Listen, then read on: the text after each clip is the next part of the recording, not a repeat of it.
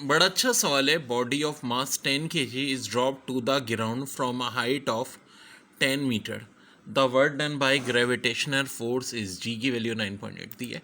सो अभी हम M C Qs with explanation और chapter work power and energy. ठीक है जी।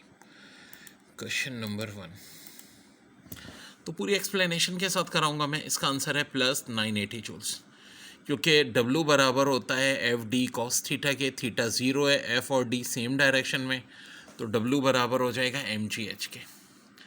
एम 1 है, जी 9.8 है, एच 10 है, तो ये आंसर आ जाएगा 980 जूल्स। वेल, अब अगला क्वेश्चन बड़ा अच्छा है। If you move from equator to pole value of change. यार ये बड़ा टेक्निकल सवाल है।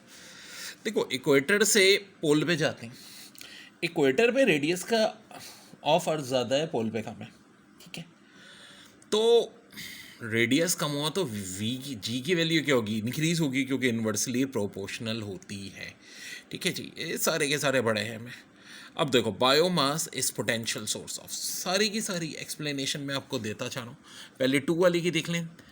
The middle of the earth is spinning faster, so if you lift on equator your weight less than someone who lived in North Pole, because there is more force trying to pull you away from Earth। ये reason भी है।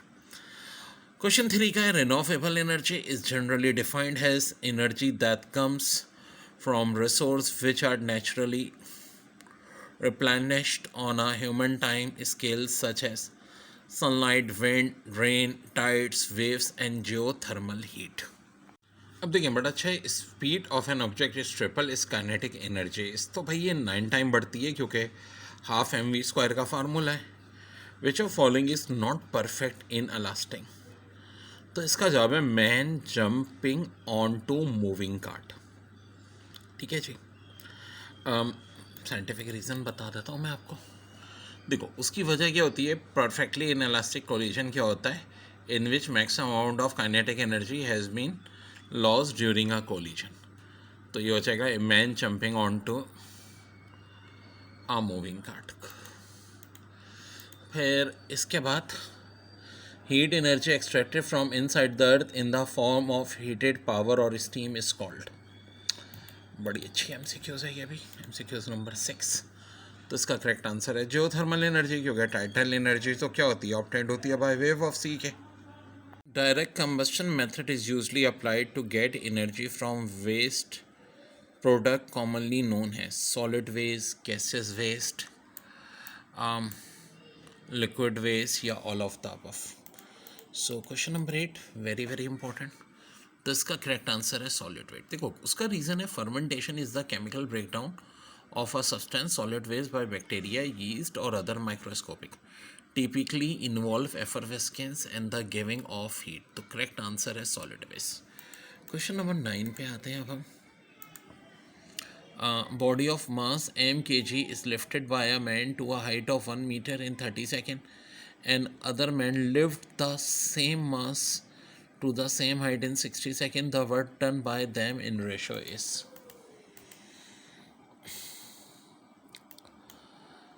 1:1। उसकी वजह क्या है? Work does not depend on the time doing, it is independent of time.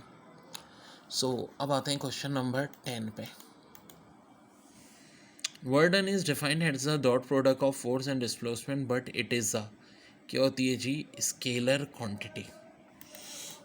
ये बड़ा technical बात है, पता होनी चाहिए। Work done due to displacement caused by force is a scalar quantity। The dot product of vector quantities is always scalar, which it means it has only magnitude and no direction। Unit of work is joules। ठीक है जी, very very important concept. अब देखें, कह रहे हैं कि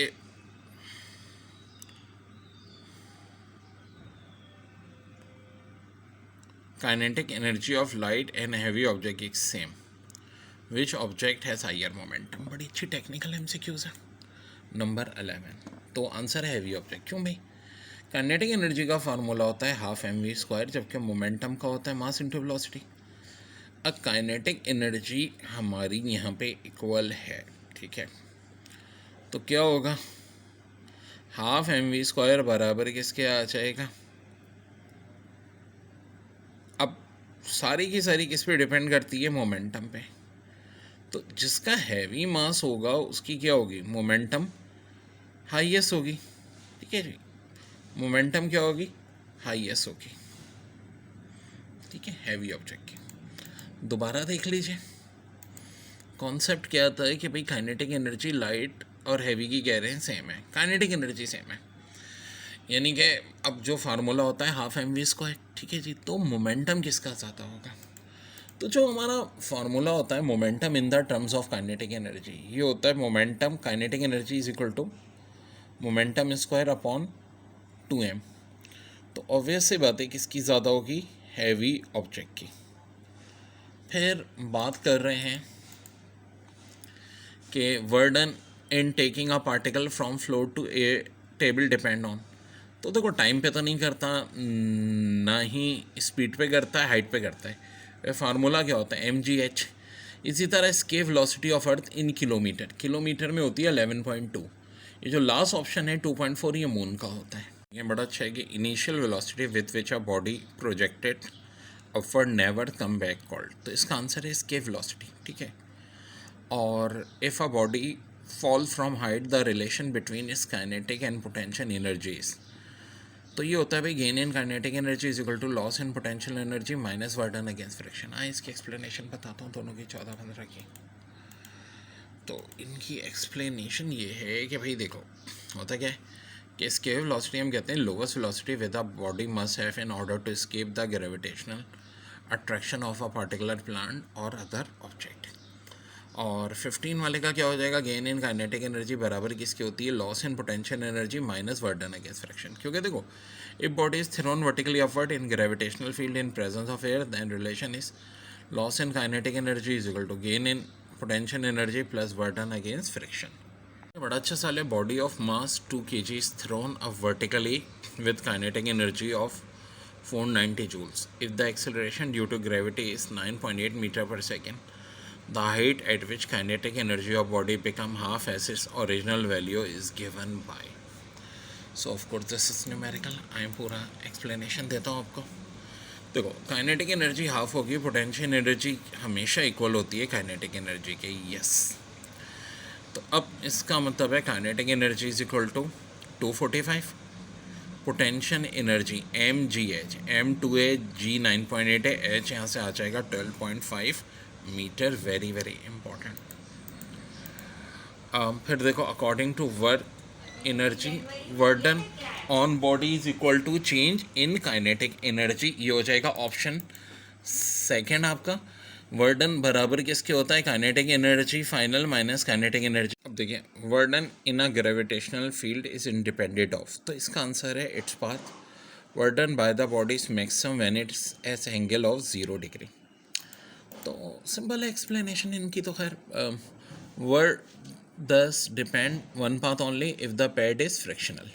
और 0 डिग्री देखो बड़ी अहम बात है कि 90 से 270 वर्डन पॉजिटिव होता है, 90 पे 0 होता है और मैक्सिमम 0 डिग्री पे होता है। 290 से अगर बड़ा हो, ठीक है, बिटवीन आप ये कह लो कि 90 टू 270 नेगेटिव और 90 से लेस और 270 से अबव पे पॉजिटिव।